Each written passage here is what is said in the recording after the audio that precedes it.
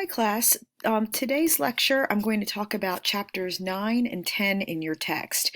Chapter 9 discusses how to organize the body of your speech, and chapter 10 goes over the introduction and conclusion. And you're probably wondering why the book is organized this way. It's because it's highly recommended that after you establish your specific purpose and thesis statement, that you first work on the body of your speech. Then, after the main points are done, you go back and finish the introduction and conclusion. All right, so let's get started. So we're going to talk this week about the ability to organize your ideas clearly and coherently. Clear organization is essential to effective public speaking, and it's also connected to critical thinking.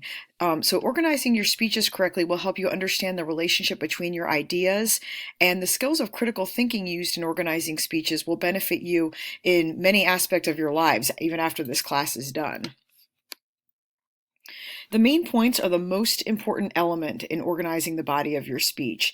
And because your main points are the central features in the body, they should be selected very carefully. So speeches should have a limited number of main points. Most speeches contain between 2 and 5. Your speeches must contain a minimum of 3 going forward. So 3 is the minimum. I don't really have a maximum, but you probably shouldn't have more than 5, depending on the time frame of what speech you're doing. So main points express the key ideas of your speech. Their function is to represent each of the main elements or claims being made in support of your thesis. If the thesis is A, B, and C, then your main points need to be in that same order, A, B, and C. So now I'm going to talk about some different organizational patterns that you can use throughout class. The first one, chronological order or time order. A chronological pattern of arrangement follows a natural sequential order of main points and works well for arranging main points that occur in time. I used chronological in my introductory speech. So topics lend themselves well to the arrangement of main points according to their occurrence in time relative to one another. They fit this pattern well. So when arranged chronologically, main points follow a time sequence. This is very good for informative speeches. So here's an example of chronological order from your text.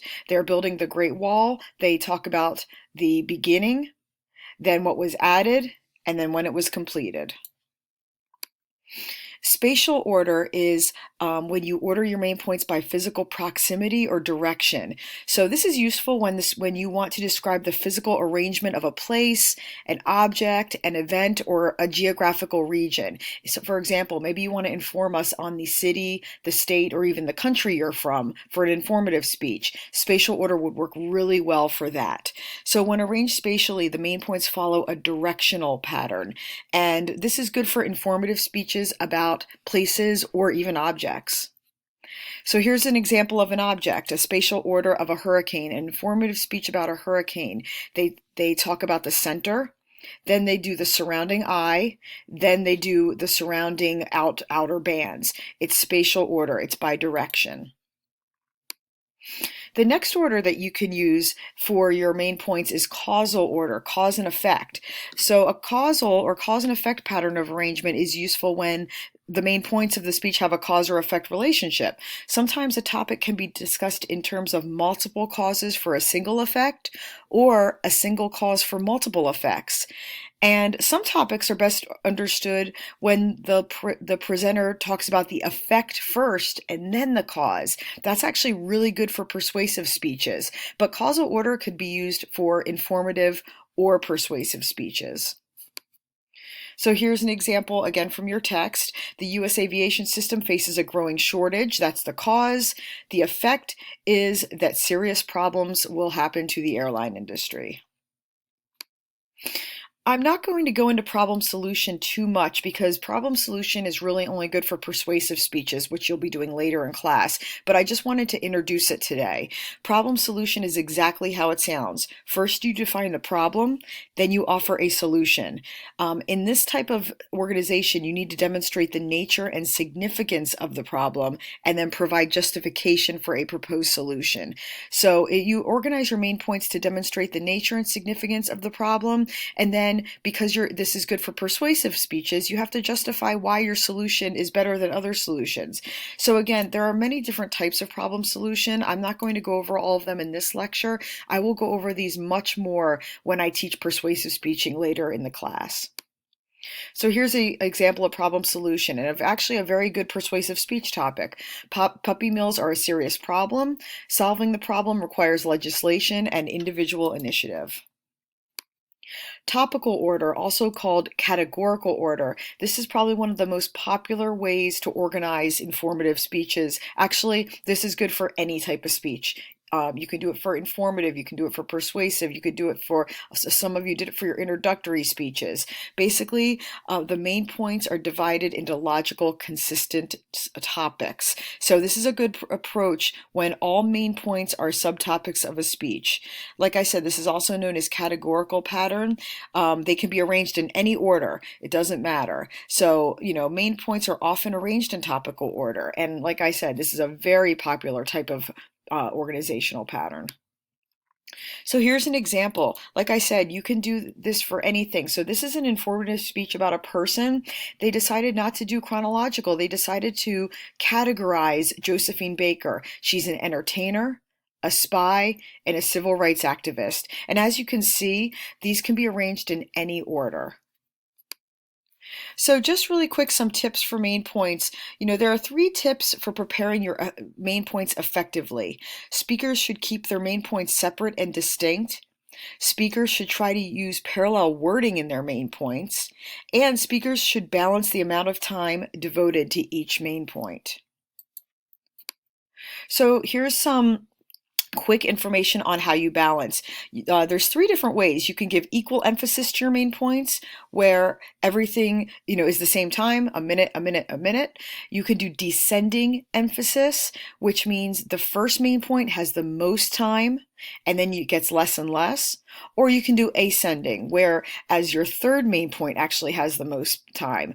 Just remember that the introduction and conclusion, which I'll be talking about later, should be equal length, very short, and then the body should be the longest part. Your main points should be balanced depending on the importance, and you decide that.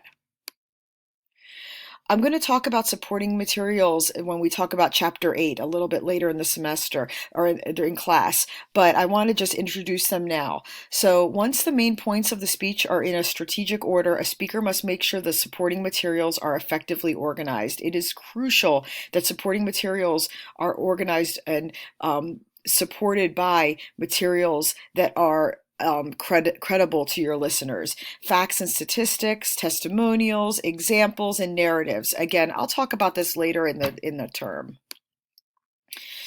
And then finally, you also want to make sure that your main points are connected through transitions, words or phrases connecting ideas. I'll talk about different types, all singly. Different types of connectives are transitions, internal previews, internal summaries, and signposts. The first one is a transition. Transitions indicate when a speaker has completed one thought and is moving on to the other. So here's an example. Okay, I've spoken so far of Cesar Chavez, the community organizer, but it was his work as a labor leader that truly etched his name into American history.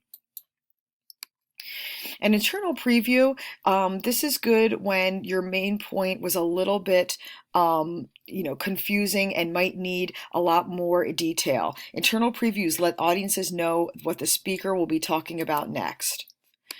So here's an example. In discussing how Asian Americans have been stereotyped in the media, we'll look first at the origins of the problem, and second at its continuing impact today.